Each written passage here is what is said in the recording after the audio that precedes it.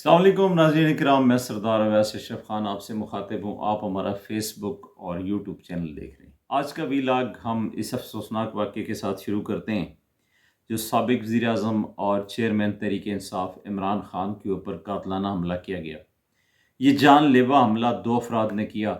इत्तलात ये हैं कि ये दोनों अफराद जो आए और इन्होंने अटैक किया, गोलियां जो हैं वो साबिक़ वज़ीर आज़म की टांग में एक गोली लगी और इसी तरह उनके करीबी साथी फैसल जावेद ख़ान को लगी और इसी तरह एक उनके करीबी साथी चीमा बताए जा रहे हैं, उनको भी लगी। और इस तरह 6, 7 या 8 अफराद जो हैं वो और भी ज़ख्मी हुए। और इस वाक़े के अंदर एक जो उनका साथी था तहरीक इंसाफ का कारकुन, वो शहीद हो गया। और हम इस वाक़े की मज़म्मत भी करते हैं और शहीद जो कारकुन है उनके ख़ानदान से इज़हार ताज़ियत भी करते हैं। नाज़रीन किराम, ये जो वाक़या है इससे बेचैनी और बढ़ी है, इससे नफ़रत और ज़्यादा बढ़ी है। कल की अगर प्रेस कॉन्फ्रेंस पाकिस्तानी वज़ीर दाखिला की उठा के देखें तो उसमें उन्होंने ये कहा कि इमरान खान एक फितना है, ये लोगों को गुमराह कर रहा है। और यही बयान उस शख्स ने दिया कि जी इमरान खान लोगों को गुमराह कर रहा है। यानी बयान के अंदर जो मुमासलत है वो आप देख लें और उसके बाद ज़हनियत साजी जो उसकी की गई है वो भी देख लें। नाज़रीन इकराम, हमले से कबल चेयरमैन तहरीक इंसाफ ने यह कहा कि मैं कचहरी चौक जाकर एक बड़ा ज़बरदस्त किस्म का इंकशाफ करूंगा। उनकी ये बात कहनी थी कि उसके कुछ टाइम बाद ये अटैक उनके ऊपर हो गया। अब उन्होंने क्या इंकशाफ करना था ये तो वही बताएंगे। दूसरा ये है कि साबिक़ वज़ीर आज़म कर चुके हैं कि उनके ऊपर जानलेवा हमला किया जा सकता है और उन्हें मारने के दर पे है माफिया, इसलिए कि वो माफिया के खिलाफ आवाज़ उठा रहे हैं और माफिया को वो पसंद नहीं है, लिहाजा माफिया उनकी जान लेने की कोशिश कर रहा है। और यही वजह है कि आज जो 2 अफराद उन्होंने साबिक़ वज़ीर आज़म के ऊपर हमला आवर हुए और उन्होंने फायरिंग की और उन्होंने सीधी फायरिंग की, लेकिन ये है कि अल्लाह ताला का अमर गालिब रहा और फायर जो थे वो, लेकिन जो एक जान का ज़िया है वो भी बहुत बड़ा नुकसान हुआ है। और ये ज़रूरी नहीं है कि वो कोई आम आदमी था, वो भी एक ख़ास आदमी था। अगर कोई आम आदमी, जिस तरह जो लोग कंटेनर के ऊपर से गिरे हैं, एक सहाफ़ी गिरी है, इस तरह जो लोग शहीद हुए हैं, उनकी भी जानें उतनी ही कीमती हैं जितनी किसी लीडर की कीमती है। तो लिहाजा हम जानों के अंदर ये फ़र्क नहीं करते कि यार कौन सी जान गई है। जो भी जान गई है वो कीमती थी और उसकी जितनी मजम्मत की जाए, इस हमले की ख़ानदान है इनके साथ ताज़ियत। और फिर इन लोगों को जिस तरह सहाफ़ी के साथ वज़ीर आज़म ने और हुकूमत पंजाब ने और दीगर सफ़ाती तंजीमों ने जो उसकी मदद इमदाद की, इसी तरह ये लोग भी जो इस वाक़े के अंदर, इस अफसोसनाक वाक़े के अंदर जिनकी जानें ज़ख्मी हुई हैं या जिनकी जान चली गई है, उनके वरसा के लिए कम अज़ कम कोई ऐसे पैकेज ऐलान किए जाएँ कि उसका ज़ाला तो नहीं हो सकेगा, लेकिन कम अज़ कम कुछ ना कुछ। साबिक़ वज़ीर आज़म इमरान खान के ऊपर कातलाना हमला जो हुआ है उसने बहुत सारे सवालात और ख़दशात को जन्म दे दिया। इसमें ये हुआ क्या है, तो खबर ये है कि 2 अफराद हैं जो कि बाज़ाब्ता तौर पे आए हैं और कंटेनर को उन्होंने अपनी निशाना बनाते हुए और बड़ी जल्द को एक जुनूनी करार दिया और कहा ये जी कि मैं बहुत ज़्यादा, ये इमरान खान जो है वो म्यूज़िक चला रहा है और फलाना है। यार क्या बातें कर रहे हैं भाई, यानी आप इसको जुनूनियत की तरफ लेके जा रहे हैं और शायद ये है कि कोई प्लान ये बन रहा है कि यार ये जो वाक़या है, और इमरान खान ने अपने ऊपर होने वाले हमले के हवाले से पहले भी वो आगाह कर चुके हैं। उन्होंने ये कहा है कि मेरे ऊपर कातलाना हमला किया जाएगा, मुझे जान से मार दिया जाएगा और फिर ये जो मेरे ऊपर जो हमला होगा इसको फिर रंग बाद में कोई और दिया जाएगा। यानी आप ये समझें कि इससे भी बड़ी پاکستان کی، اور کیا لوگوں کو قتل کیا گیا، وزراء اعظم کو قتل کیا گیا اور بڑے لوگوں کو قتل کیا گیا. لیکن یہ ہے کہ اب حالانکہ 2022 چل رہا ہے، لیکن یہ ہے کہ سابق وزیر اعظم کے اوپر حملہ اور پھر اس کے کچھ ہی دیر بعد ملزم کی ویڈیو اور یہ ساری چیزیں. اب یہاں پہ خدشات اور سوالات کیا ہیں یہ بھی میں آپ کو بتاتا ہوں. اطلاعات یہ موصول ہو رہی ہیں کہ جو شہادتیں جو وہاں پہ جو سین کریٹ ہوا ہے سارا، جو حملہ آور آئے ہیں، جو جس طرح کیا ہے، شہادتیں ضائع کی جا رہی ہیں. یہ خدشات اور اطلاعات ہیں کہ جی ضائع کی جائے. کرائم سین محفوظ نہیں کیا گیا. اور اس کے بعد جو سب سے بڑی بات ہے، جب چونکہ ہم موقع پہ موجود تو نہیں تھے، جو ویڈیو آ رہی ہیں ان ویڈیو کے مطابق جو پہلی ویڈیو آئی ہے اس میں جو بریسٹ کی آواز سنائی دی ہے وہ 30 بور کے پسٹل کی آواز نہیں ہے. یعنی یہ تو کوئی انجانا بندہ بھی جو کوئی، اب یہ کلاشن کی آواز تھی اور ادھر بندہ جو پکڑا وہ بتایا جی کہ وہ تو 30 بور پسٹل ہے اور اس طرح کی کہانی ہے کوئی.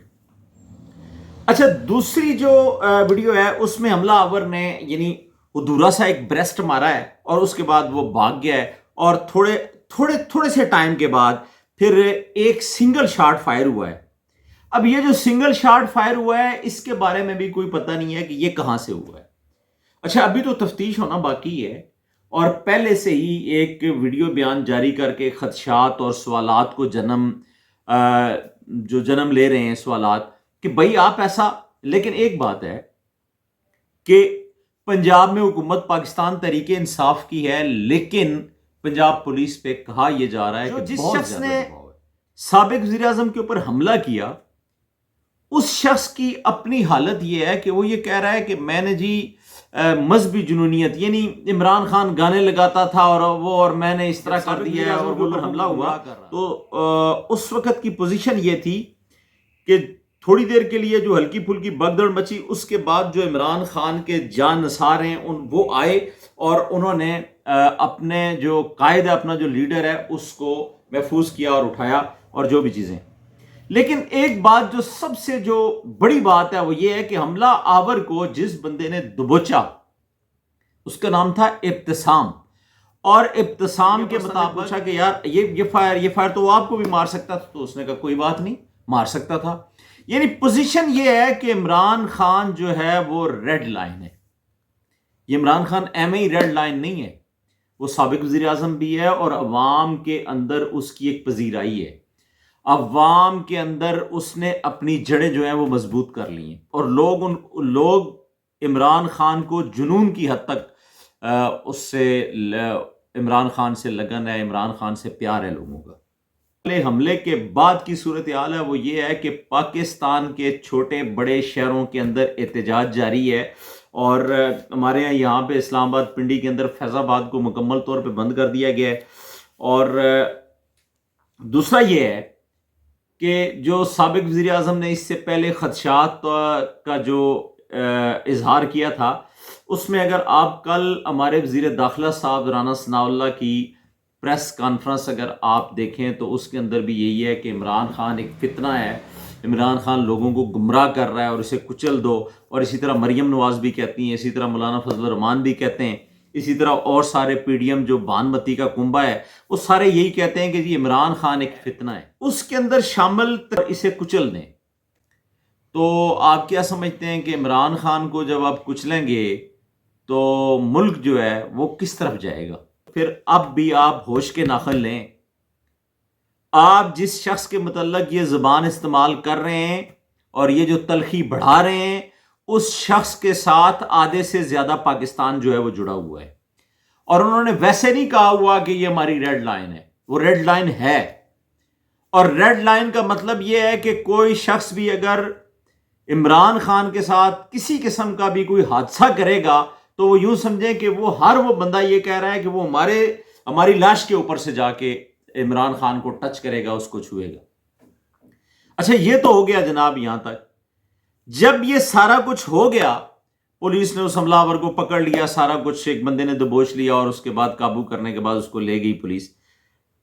جب یہ سارا معاملہ ہوا اس کے بعد چیئرمین تحریک انصاف عمران خان نے جن جذبات کا اظہار کیا وہ بھی بڑے دیکھنے والے تھے ہمارے، اور وہ بھی بڑے نہیں ہو سکتے اور نہ ہیں. یعنی یہ اس طرح کی گولیاں، اس طرح کے حملے، اس طرح کے جان لیوا حملے ہمارا کچھ بھی نہیں بگاڑ سکتے.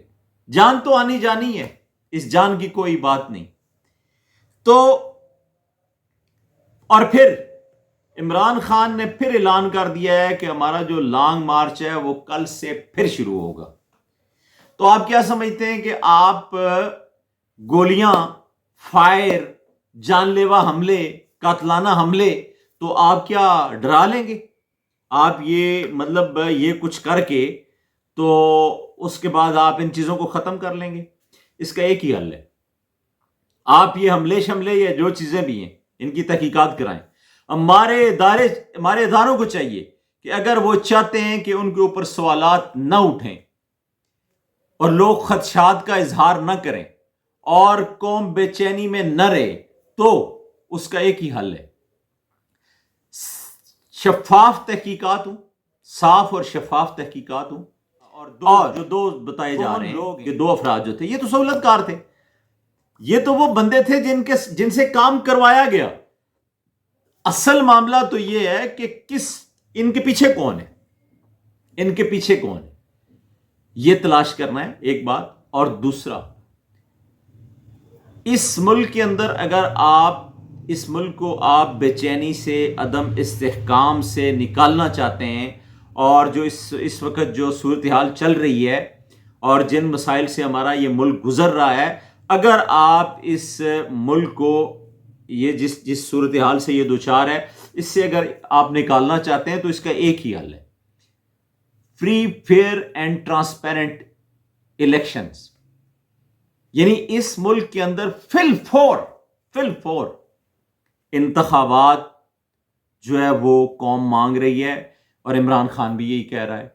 لیکن جو پی ڈی ایم ہے ان کو تو یہ پتا ہے کہ عوام نے ہمیں ووٹ نہیں دینا، لہذا وہ انتخابات کے متحمل نہیں ہو سکتے.